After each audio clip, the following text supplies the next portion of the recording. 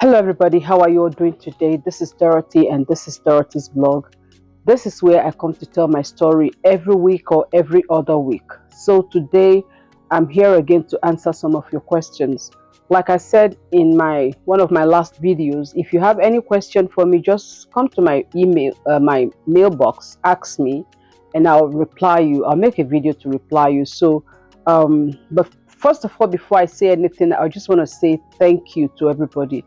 Guys, you don't know how your responses and how your views make me feel. You can't really tell. You don't know what this is doing to me. This is part of my healing and also part of me getting information, because I see a lot of comments that direct me to where I didn't even really think of before. So thank you so much for everything. I truly appreciate you. But my prayer for you is that none of you will go through what I'm going through, because I wear the shoes and I know where it pitches. So I can tell you for free that this is not a good place to be. But with people like you always encouraging me, I feel like, I can do this. Um, excuse me. Like I said in some of my videos, at the point I became discouraged and I stopped talking, because I would put out a video and then nobody will even watch it or say anything. And that kind of made me feel so sad. But I thank God that for these past weeks, I've been, you know, putting out my videos and you all have been watching and you have been talking. You have been encouraging me. You have been saying so many things. And I appreciate you all. I truly do appreciate you. Thank you so much. Thank you. God bless you. Like I said, may you never be in these shoes that I'm wearing right now, because they're not comfortable at all. So having said all this, the first question I'm going to answer today is the question about why are you not scared of talking?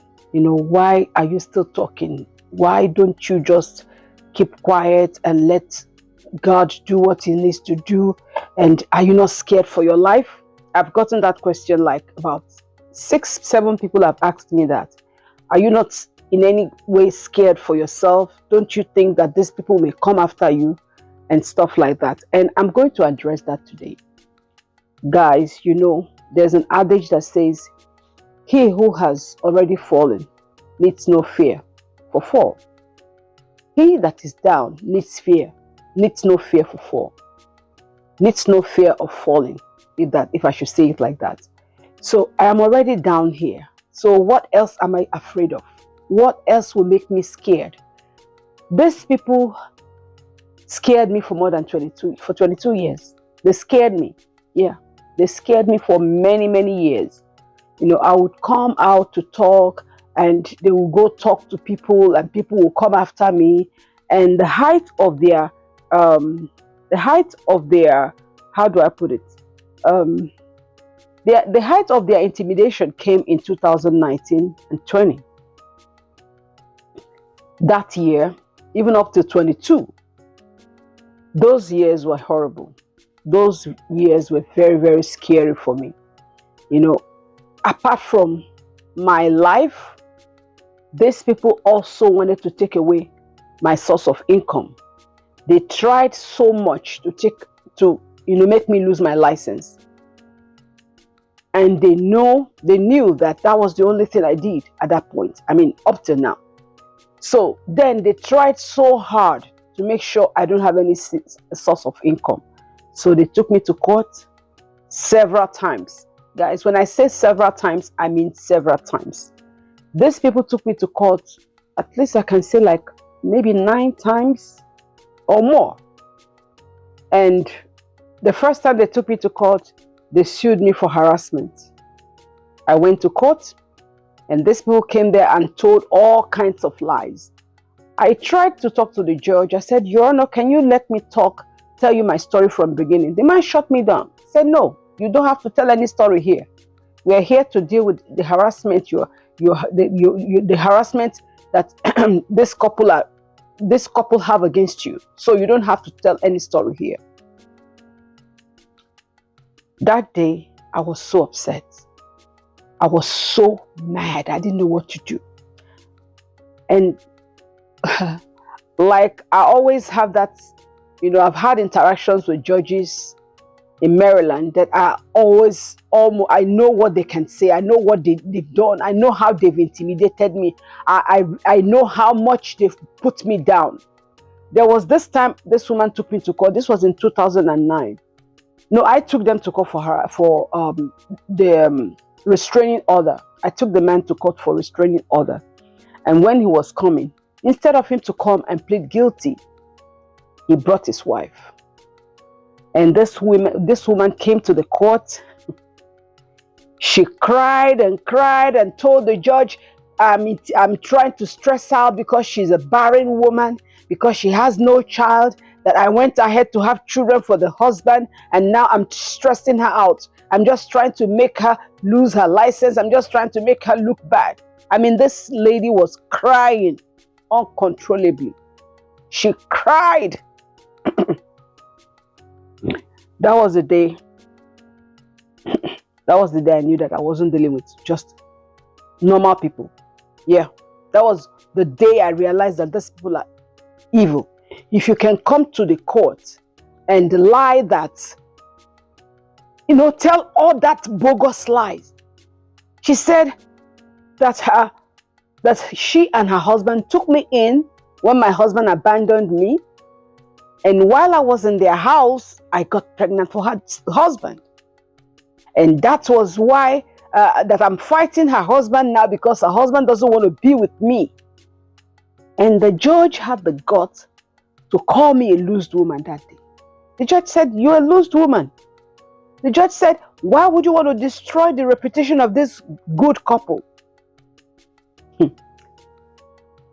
This judge said so many things that day that I couldn't even raise my head up.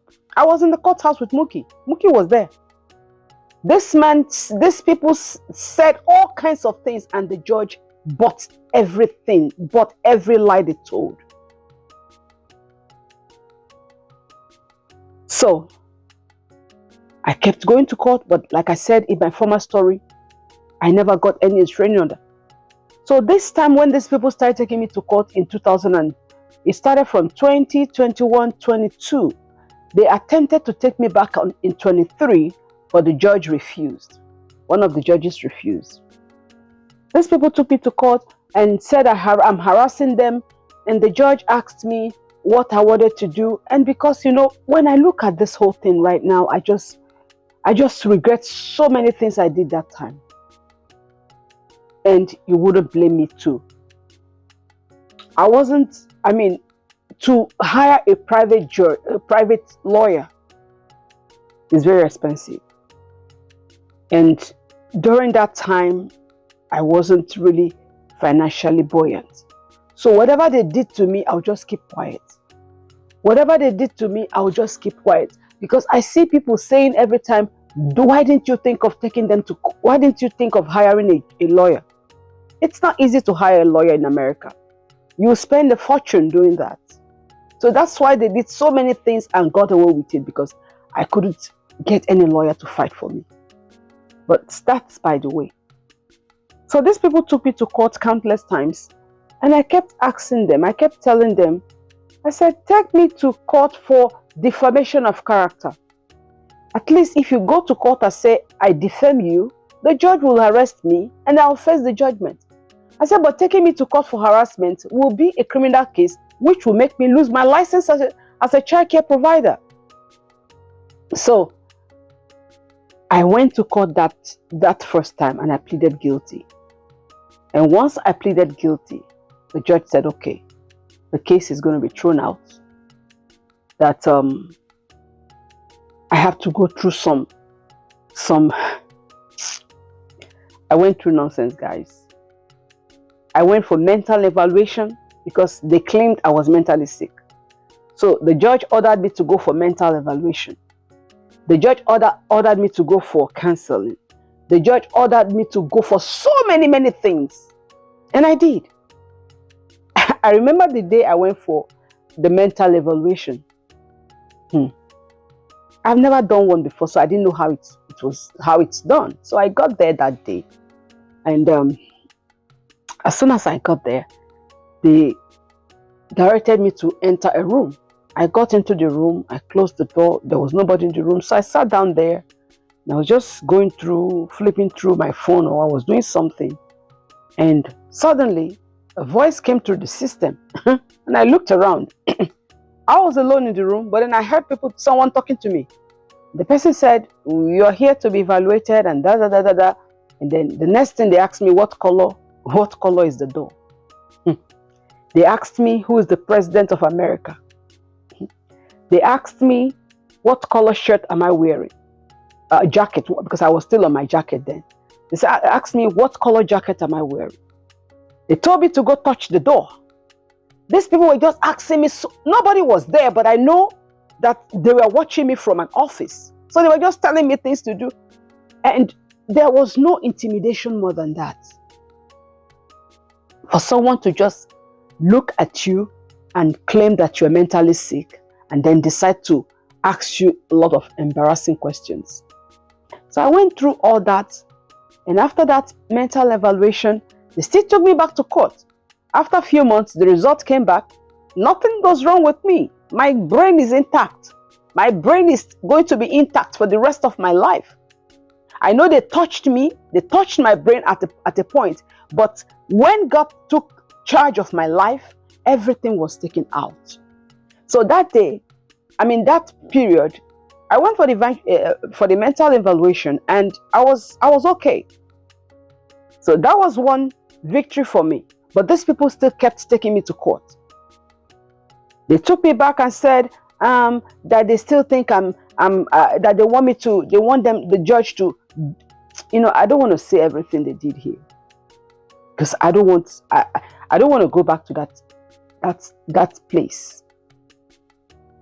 So I went through all that struggle, all that court cases. And so because of it, I withdrew to myself. But I still kept talking privately to individuals. So when my daughter finally passed, I felt like I don't have anything to fear anymore. I have nothing to fear anymore. The source of my joy, my hope. Guys, if you see this girl, you've seen her pictures, she looks exactly like me. That's my only child that looks like me. That could have been my mini me. We could have had a lot of fun walking down the street and people admiring us together. I had the hope that one day this girl will come and we'll live together as one big family. So when they cut her life short, I didn't feel like fearing anything anymore. So when people ask me, are you not scared for your life? I don't care what these people do. Guys, I don't care. All I want you all to know is that I have come out to say the truth. And there's nothing they can do to stop me, except if God will give them the permission to snuff life out of me. But I know He will not, because He's a faithful and a just God. They've tried that in the past, tried so many ways to, get me off the planet, but God said no. So whatever they are planning right now doesn't really matter to me anymore, because they've done the worst. They've done the worst.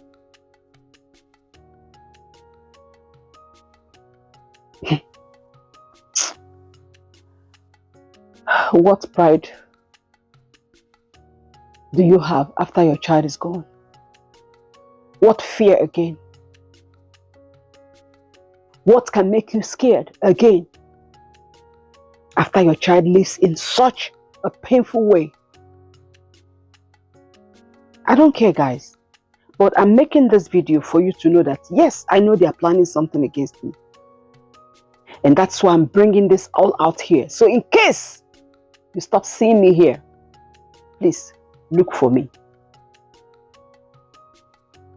In case you stop seeing me, know that they've done something, or they've ordered me not to talk anymore.